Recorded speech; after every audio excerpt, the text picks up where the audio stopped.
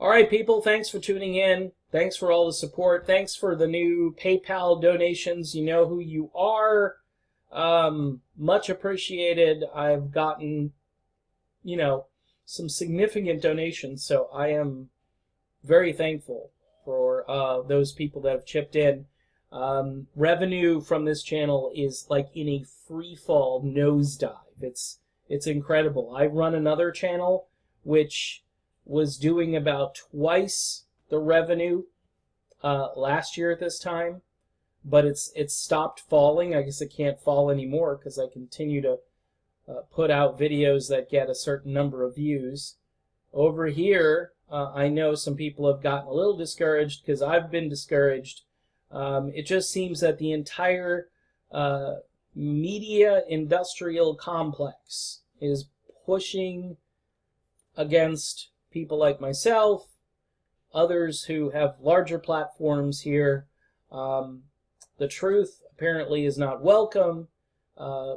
Peace is not really welcome, and it's a tragedy. We need to find a way. Right now, there's no way to do this but to go forward, but we need to go forward and then go around.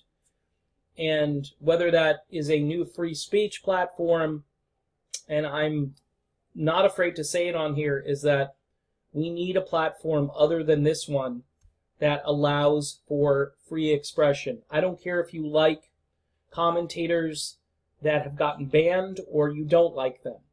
All right? People should not be banned because they say words that you disagree with. Anyway, Tulsi Gabbard should be the subject of this article, but we've got the candidate du jour. We've moved on from Pete. We've moved on from Biden because Biden is making gaffe after gaffe. We need Elizabeth Warren because Elizabeth Warren is a woman. And we still need to break that glass ceiling, even though Tulsi Gabbard happens to be a woman of color, a Hindu, a military veteran. Okay, I mean, you couldn't check more incredible boxes for your little game of identity politics. You could play ID politics bingo, and Tulsi Gabbard, you would have already had a bingo by now. Yeah, I know, Elizabeth Warren is a Native American. Sure she is. And Donald Trump is a sentimental guy. Yeah.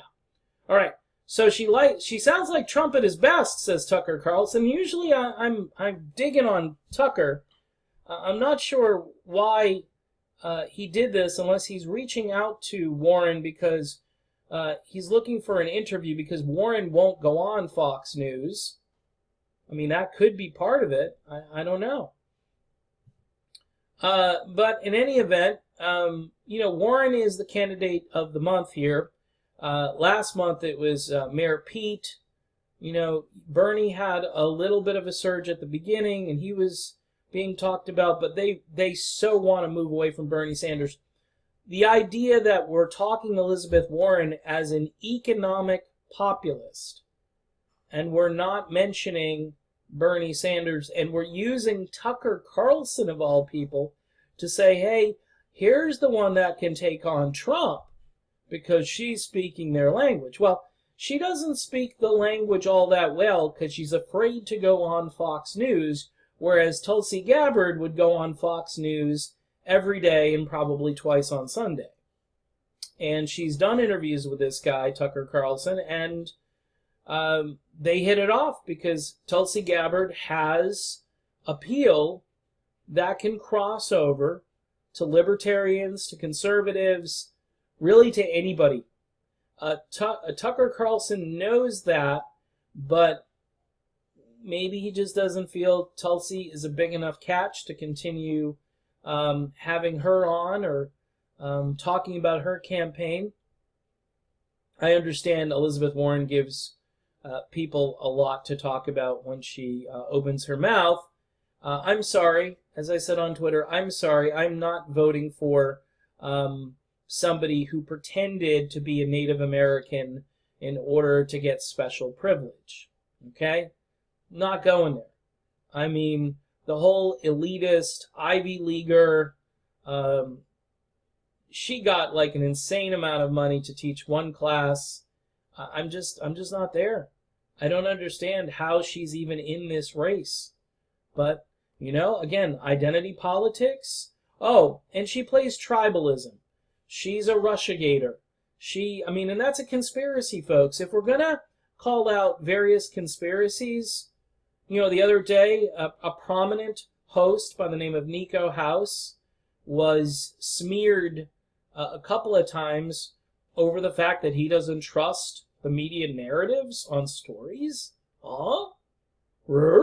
Like we're supposed to just take it hook, line, and sinker, right? We can't question anything. That's why I watch RT. I know. I get in so much trouble, and you wonder why my videos get demonetized. Tucker Carlson of Fox News spent nearly 3 minutes of his opening monologue on Wednesday quoting verbatim from the economic plan unveiled this week by Senator Elizabeth Warren of Massachusetts. Now, it would be nice if we had a Tulsi month. Right now, June seems to be the month of Warren. May was probably the month of Biden. April, probably the month of Mayor Pete. Okay? And of course, Kamala Harris is back there lurking. Look, folks, I can't help you if you only care about identity politics and these tribal wedge issues. If you wake up in the morning with a headache because Donald Trump is president, yeah, I understand. You may not like Trump. I'm not a fan. I used to be. A reason I'm not a fan is his foreign policy is haywire. And he basically played trickle-down economics, which, again, some of it trickles down, but not enough to truly help people. Very little actually trickles down. You have to be in a charitable mood if you're rich for that money to trickle down. So, the Washington Post here, what they're trying to do, this is actually some pretty brilliant propaganda, gaslighting, however you want to look at it. Hey, look, Tulsi Gabbard isn't in this picture, number one, and she's an economic populism. Number two, Tucker Carlson is talking about Elizabeth Warren in a way that might entice Trump supporters. By the way, Elizabeth Warren, I think, would be the very last candidate to appeal to Donald Trump supporters. Remember, she won't go on Fox News. And this may be a play by Tucker to try to get her on the channel. I'm not sure. I'm not sure. This line about sounds like Donald Trump at his best. I mean, it's a striking show of support for the liberal firebrand who recently accused him of propagating hate. That's why, right there, that line there, propagating hate, by the way, means I don't agree with your ideas. That's what it means now. Propagating hate means I don't agree with your ideas. It's really a sad place we're at. This is why Tulsi Gabbard is a much better candidate, because she doesn't do Russiagate. She calls out everybody, both sides of the aisle, again, every day, twice on Sundays. She understands that if you're going to have unity in the country, you can't keep calling news outlets hate-for-profit racket.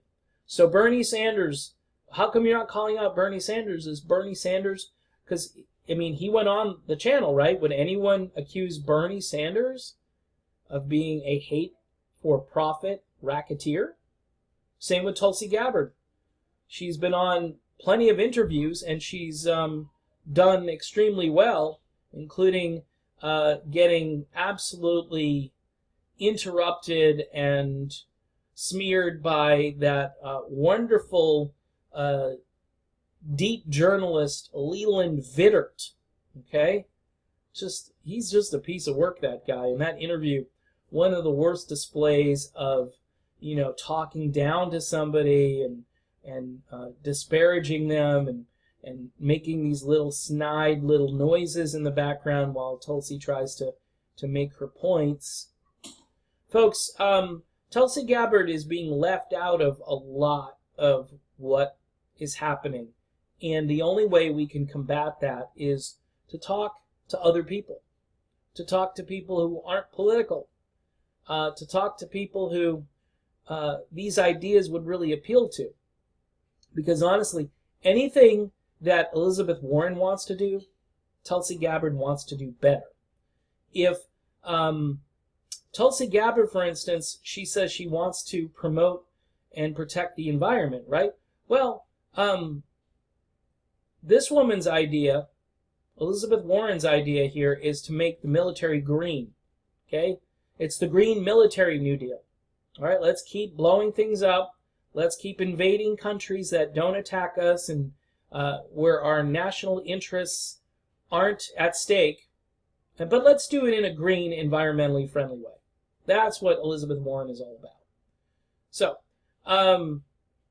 Tulsi Gabbard, anything Elizabeth Warren does, Tulsi Gabbard does it better.